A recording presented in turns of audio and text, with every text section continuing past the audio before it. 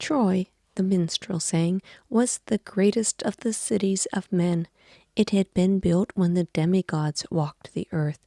Its walls were so strong and so high that enemies could not break nor scale them.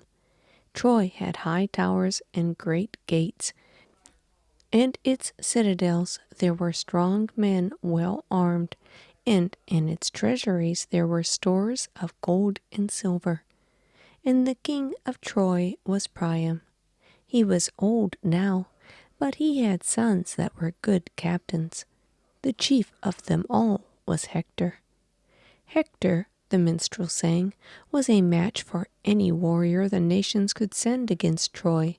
Because he was noble and generous as well as brave, the people were devoted to him. And Hector, Priam's son, was commander in the city. But Priam had another son who was not counted amongst the captains. Paris was his name. Now, when Paris was in his infancy, a soothsayer told King Priam that he would bring trouble upon Troy. Then King Priam had the child sent away from the city. Paris was reared amongst country people, and when he was a youth he herded sheep. Then the minstrel sang of Peleus, the king of Phthia, and of his marriage to the river nymph Thetis. All the gods and goddesses came to their wedding feast. Only one of the immortals was not invited, Eris, who is Discord. She still came, however. At the games that followed the wedding feast, she threw a golden apple amongst the guests, and on the apple was written, "For the fairest." Each of the three goddesses who was there wished to be known as the fairest, and each claimed the golden apple. Aphrodite, who inspired love, Athena, who gave wisdom, and Hera, who was the wife of Zeus, the greatest of the gods. But no one at the wedding would judge between the goddesses and say which was the fairest.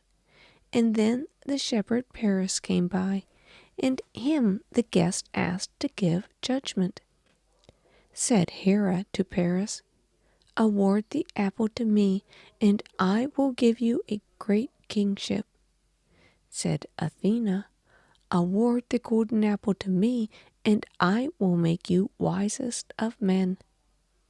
And Aphrodite came to him and whispered, "Paris, dear Paris, let me be called the fairest, and I will make you beautiful, and the fairest woman in the world will be your wife." Paris looked on Aphrodite, and in his eyes she was the fairest. To her he gave the golden apple, and ever afterwards she was his friend. But Hera and Athena departed from the company in anger. The minstrel sang how Paris went back to his father's city and was made a prince of Troy. Through the favor of Aphrodite, he was the most beautiful of youths. Then Paris went out of the city again. Sent by his father, he went to Tyre, and coming back to Troy from Tyre, he went through Greece.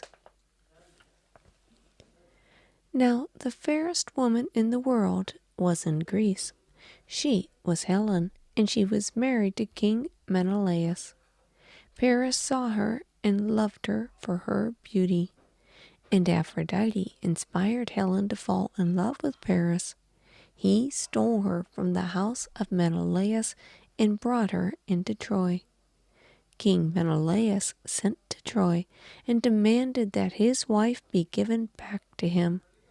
But the people of Troy, thinking no king in the world could shake them, and wanting to boast that the fairest woman in the world was in their city, were not willing that Menelaus be given back his wife. Priam and his son Hector knew that a wrong had been done, and knew that Helen and all that she had brought with her should be given back. But in the council there were vain men who went against the word of Priam and Hector, declaring that for no little king of Greece would they give up Helen, the fairest woman in all the world. Then the minstrel sang of Agamemnon.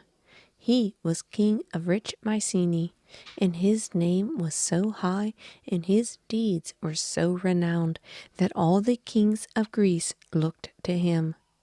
Now Agamemnon, seeing Menelaus, his brother, flouted by the Trojans, vowed to injure Troy. And he spoke to the kings and princes of Greece, saying that if they all united their strength, they would be able to take the great city of Troy and avenge the slight put upon Menelaus and win great glory and riches for themselves.